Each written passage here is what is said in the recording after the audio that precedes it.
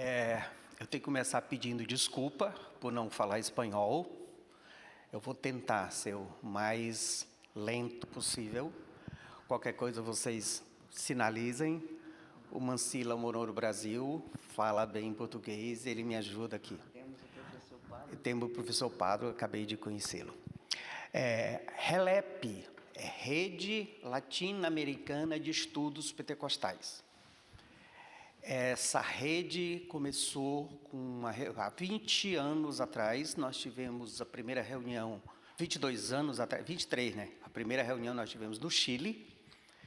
Depois nós já tivemos diversas reuniões no Chile, na Costa Rica, no Equador, no Panamá, no Chile 2 vezes já, e em 2017, na Alemanha. Ela se caracteriza por pesquisadores do pentecostalismo que são pentecostais. Então, sem nenhuma pretensão de reserva de mercado, né? Mas a gente achou que seria necessário que nós, pentecostais, falássemos a respeito das nossas pesquisas. Então, eu e a Marina somos colegas de doutorado, nós trabalhamos as Assembleias de Deus, essa aqui é minha tese de doutorado, que eu chamo de Matriz Pentecostal Brasileira. E hoje, na RELEP, nós temos psicólogos, geógrafos, historiadores, advogados, diferentes pesquisadores de diferentes áreas que são pentecostais e que pesquisam o pentecostalismo. Nós temos um site e nós somos da Regional Brasil. Mas nós temos pesquisadores do México, da Cuba e até o Chile. Ok? Bom,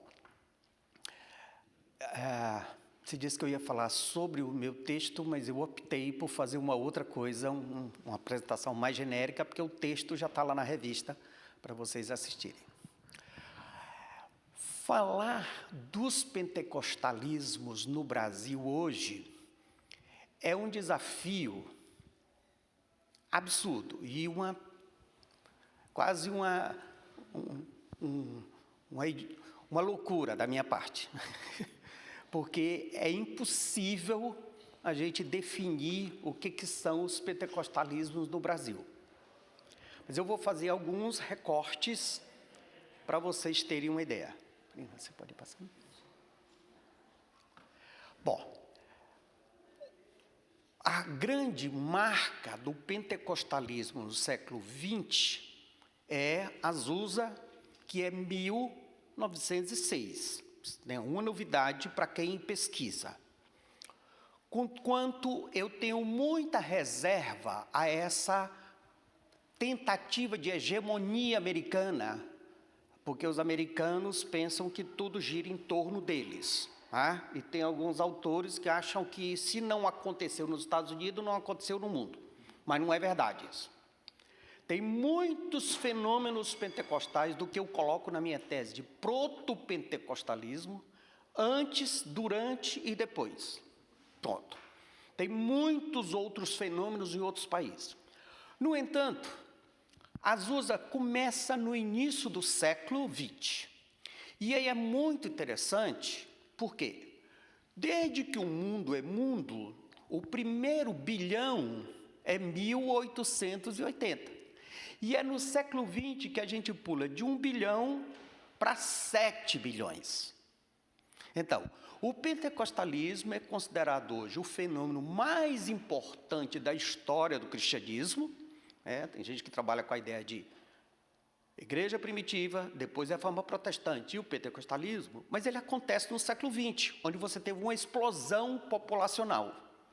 Então, uma série de questões são fundamentais para esse fenômeno se tornar o grande fenômeno do século XX. Nada contra o discurso pentecostal de que foi a ação do Espírito Santo. Mas aqui, para mim, como historiador e pesquisador, não tem a ver com o Espírito Santo, tem a ver com a explosão populacional, tá? E aí, nós temos os dados do censo do Brasil. Só para vocês terem ideia, 100 anos de história do Brasil. O Brasil, no início do século, tinha 27 milhões de habitantes, hoje 214 milhões. As Assembleias de Deus tinham 20 membros. A perspectiva, o censo de 2010 dava 12 milhões de membros. Então, você tem uma explosão que o próprio Brasil, se vocês estão vendo, a população urbana do Brasil era 15% e a rural 85%. 100 anos depois, você tem o inverso disso. Então, o fenômeno pentecostal, se a gente pode fazer uma generalização, é um fenômeno majoritariamente urbano. Então, como fenômeno urbano, tem todas as características urbanas aí. Se alguém tiver interesse, depois a gente volta a essa tabela, não tem muita importância aqui para nós. Tá? Esse mapa foi feito pelo José Eustáquio, que é um geógrafo do IBGE. IBGE é Instituto Brasileiro de Geografia e Estatística, é um órgão oficial que faz todas as estatísticas do país. E ele trabalha com essa projeção de transição religiosa no Brasil. O Brasil nasce em 1500 com uma missa, dominado pela colônia portuguesa, e durante 400 anos teve como hegemonia a Igreja Católica. Nenhuma novidade para os demais países latinos. Os protestantes chegam no final do século XIX, acabei de ver ali na tela, aqui na abertura, na entrada aqui do prédio, tem lá o registro da chegada dos batistas aqui na Argentina, também no final do século XIX. O pentecostalismo chega no início do século XX, década de 10, e o Eustáquio faz essa projeção que no ano 2030, pela projeção dele, pelo atual decréscimo católico e crescimento pentecostal, em 2030, esse número se encontra e, teoricamente, o Brasil se tornaria um país de maioria protestante, ou, no caso, maioria pentecostal. Em algumas cidades do Brasil, principalmente na região do Rio de Janeiro, já tem diversas cidades onde o catolicismo já é minoritário e o protestantismo pentecostal já é majoritário. Por favor. E aí um dado sobre as Assembleias de Deus, que é um dado da Aliança Mundial das Assembleias de Deus, está aí nesse site, com todas essas estatísticas. Um problema dessa estatística é que, por exemplo, quando fala das Assembleias de Deus do Brasil, diz que ela tem 27 milhões de membros. E esse dado, ninguém sabe de onde surgiu. Porque os americanos divulgam isso e os brasileiros adoram usar, a Assembleia de Deus adora usar esse dado, dizendo, os americanos estão dizendo. E eu perguntei uma vez para um americano, ele questionou ao órgão lá na Assembleia de Deus, nos Estados Unidos, ele disse, não, foi o Brasil que deu esse número. Então, o Brasil dá esse número, os americanos repetem, e os brasileiros repetem, dizendo que foi o americano que disse, então... Mas esse número não é oficialmente verdadeiro. Porque, estatisticamente, o oficial, o dado é 12 milhões de membros de 2010, o censo de 2010. Se esse número não é verdadeiro, então todos os demais números é tudo especulativo. Eu não sei se dá para traduzir isso, Mancila. Eu gosto de brincar e dizer que no Brasil todos os números são evangelásticos. Então, em espanhol dá para entender. Principalmente número de igreja. As igrejas sempre colocam os números de forma evangelástica. Não é pouco cristão, mas é interessante do ponto de vista ufanista. E aí, esse dado, eu sei que talvez fique complicado para vocês verem muita informação numa tela, mas só chamar a atenção de vocês uma coisa. Essas igrejas que estão aí em vermelho, não sei que cor é essa, não sei quem foi o imbecil que fez esse negócio dessa cor aí, que eu não sei o que é isso, que cor é essa? Laranja? São igrejas que estão em crescimento. Essas que estão claras são igrejas que estão em decréscimo. Só que tem uma coisa interessante. Você tem a Assembleia de Deus e a Igreja Batista que está em crescimento. Mas a Universal está em decréscimo. E a Congregação Cristã. Depois você tem a Adventista e Luterano. Não, em decréscimo. E depois você tem a Deus e Amor também em decréscimo. Ou seja, o que eu quero chamar a atenção de vocês é o seguinte, é muito comum se falar, os pentecostais estão crescendo, crescendo, crescendo. Não exatamente todos os pentecostais. Então, assim, essa coisa de crescimento explosivo é muito mais complexo do que se me dizer assim, está crescendo ou está diminuindo. Outra coisa, no Brasil, as Assembleias de Deus, no Norte e no Rio de Janeiro, tem uma explosão absurda, de uma década para outra. Por exemplo, no Amapá, teve um crescimento de 1.700%. Só que em outras regiões, aqui no Nordeste, lá em cima no Nordeste, também lá, um crescimento de 230%. Então, é uma diferença absurda. As Assembleias de Deus, na década de 90 para 2000, teve um crescimento de 243% no país inteiro. Na década de 2000 para 2010, já caiu para 43%. Ou seja, quanto mais cresce, menos cresce. Por quê? Porque em alguns lugares já bateu no teto. Então, essa coisa é muito problemática, essa história do crescimento. Para vocês terem uma ideia, eu estou exemplificando com 3 grupos pentecostais que nasceram no Brasil. Que é um pentecostalismo made in Brasil. Esse primeiro templo, provavelmente vocês já viram em algum lugar, Congregação Cristã. Congregação Cristã nasce em 1911 e está presente em 63 países. É um pentecostalismo étnico. Nasceu italiano, cresceu na colônia italiana e até hoje tem características de grupo italiano, de igreja étnica. É o modelo do modelo da família italiana. E ela se espalha pelo mundo, está presente em 66 países, a partir da migração italiana. Eu tenho um amigo na Itália, a gente está tentando mapear essa transição. Inclusive, por exemplo, o pentecostalismo na Itália é herdeiro do pentecostalismo de migração reversa italiana. E alguém aqui conhece a Congregação Cristã? Ela tem pouco aqui, mas, por exemplo, ela é uma igreja que ela está há 100 anos celebrando os cultos do mesmo jeito.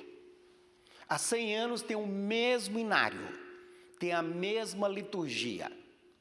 É uma igreja que não teve mudança e não publica nenhum tipo de livro, à exceção de um relatório dos templos, da construção de templos, não tem nenhuma produção teológica, não tem grupo de cantor, músico, de senhora, de jovens. O culto é uma liturgia com orquestra, homens de um lado, mulheres de outro, mulheres com véu, igual o modelo da Igreja Católica de 1910.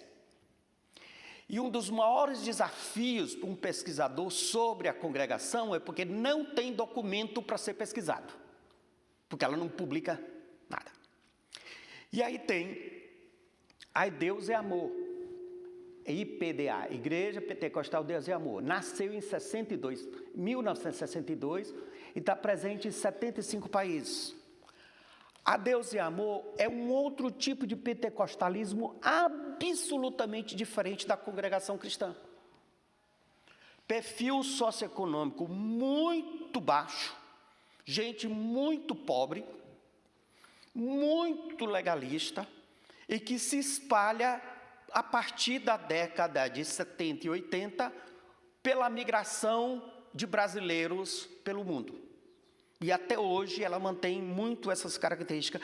Esse é o templo sede em São Paulo, mas é o único templo grande que eles têm no mundo. É esse. Todos eles são muito pequenos. E a última aí, que com certeza todo mundo conhece, a Universal do Reino de Deus, que nasce em 77 e está presente em 117 países. Que não é exatamente uma igreja, é um projeto de poder, é um projeto econômico. Se a congregação cristã é uma igreja étnica, a Pentecostal Deus e Amor, essa segunda, é uma igreja muito pobre. A Igreja Universal do Reino de Deus é um negócio mega multimilionário, de muita riqueza e muito poder político, econômico e assim por diante. Um negócio assim absurdo. Então, são 3 igrejas que nascem no Brasil e se espalham pelo mundo e que têm características extremamente diferentes. Mas minha pesquisa são as Assembleias de Deus. E aí eu quero chamar a atenção de que, para além dos números, tem algumas questões que transcendem números. Nós temos presença hoje pentecostal, o que a gente chama na política, no social, na física, no cultural e no mundo criminal também. Pode passar, por favor. Na presença evangélica política, se alguém tiver interesse, esse é um artigo que eu escrevi e publiquei numa revista, Presença Evangélica no Brasil Atual, Remédio ou Veneno. Nenhuma novidade que o ex-presidente, que Deus o tenha, teve um apoio visceral desse universo, e você tem 2 instituições muito significativas, a Frente Parlamentar Evangélica e essa Associação Nacional de Juristas Evangélicos. Tem muito material sobre presença política, e inclusive aqui na Argentina também, tem uma série de pesquisadores fazendo esse recorte dos evangélicos na política. Mas tem hoje uma presença evangélica no Brasil, no judiciário, muito complexa e que precisa de muita pesquisa, que é uma outra história. Por favor. E aí, eu fiz um resumo do que eu chamo do que é a Assembleia de Deus. Eu não vou me atrever a estragar o idioma de vocês falando espanhol, então eu vou pedir para uma nativa ler, por favor. La Asamblea de Dios en Brasil es brasileña, muy brasileño. Puede que no sea la cara de Brasil, pero es un retrato fiel y uno de los principales. Es una de las síntesis más cercanas de la realidad brasileña. Como Brasil es moderno pero conservador, presente pero invisible, inmenso pero insignificante, único pero diversificado, plural pero sectario, rico pero injusto, pasivo pero festivo, femenino pero machista, urbano pero periférico, místico pero secular, carismático pero racionalizado, fenomenológico pero burocrático, comunitario pero jerárquico, ruidoso pero silencioso, negligente pero vibrante, sufriendo pero feliz. Es brasileña. Esse é o primeiro parágrafo do meu texto sobre as Assembleias de Deus. As Assembleias de Deus no Brasil, como eu digo, é uma matriz pentecostal, é a cara do Brasil. Tá? Com todos esses estereótipos que eu coloquei aí, mas é isso, essa brincadeira. Por último, quanto tempo ainda tem? Quem está marcando o tempo? Estou escutando o tempo. eu quero chamar a atenção de vocês de uma coisa que eu tematizo na minha tese sobre as Assembleias de Deus, mas vale também para outras igrejas pentecostais. O que eu chamo de templo-casa e templo-shopping. Na mesma denominação, na mesma cidade, você tem um templo na periferia, que é simples, que é pobre, em que as pessoas se sentem em casa. Ela usa a mesma roupa, ela usa a mesma linguagem, e ela é um templo paroquial, da família. Todo mundo se conhece, as relações fraternas e solidárias são muito próximas, porque todo mundo está no mesmo padrão social, todo mundo fala a mesma linguagem, todo mundo mora no mesmo entorno. Mas nas grandes cidades e as grandes catedrais, que todos esses prédios aí são grandes catedrais, do que eu chamo de templo-shopping. Que no templo-shopping, o povo da periferia não tem espaço, não canta, não prega, porque tem uma elite rica, política, social e econômica que subiu de forma piramidal e que está reinando nesse espaço do que eu chamo de templo-shopping, que é uma coisa que a Marina vai aprofundar daqui a pouco, do que ela chama de dinastia pentecostal. E, além disso, tem um pesquisador, amigo nosso colega de PUC, que ele escreveu a tese dele agora do que ele chama de Templo da Quebrada. Quebrada não é só a favela, é a periferia. O que mais tem no Brasil hoje são o que a gente vai chamar de igrejas da quebrada. Pode passar, por favor. Nós temos hoje uma presença evangélica na novela das 7, no principal canal de televisão, essa novela chamada Vai na Fé, se tornou produto cultural, mas nós temos uma presença evangélica hoje no que estamos se chamando de bandidos evangélicos. A relação de criminalidade e igreja. Igreja se tornou um espaço de lavagem de dinheiro também. Por fim, a pergunta que eu chamo a atenção: o que é ser evangélico no Brasil hoje? É ser membro de alguma das 6.356 igrejas que surgiram desde 2019, uma aberta a cada dia, ou não ser de nenhuma igreja. Essa foi uma pesquisa que um cientista político fez agora, com os dados dos cartórios, que ele conseguiu o registro de 6.356 igrejas, o que dá 17 igrejas abertas por dia. Considerando que um número imenso de igrejas nasce na periferia dessa igreja de quebrada, que não tem registro oficial, então esse número pode ser bem maior. Então nós temos hoje, no Brasil, os mais diferentes tipos de igreja, dos quais a gente está precisando de muita pesquisa ainda para responder sobre isso. É isso. Já passou? Passou. Então, agradeço. Muchas gracias.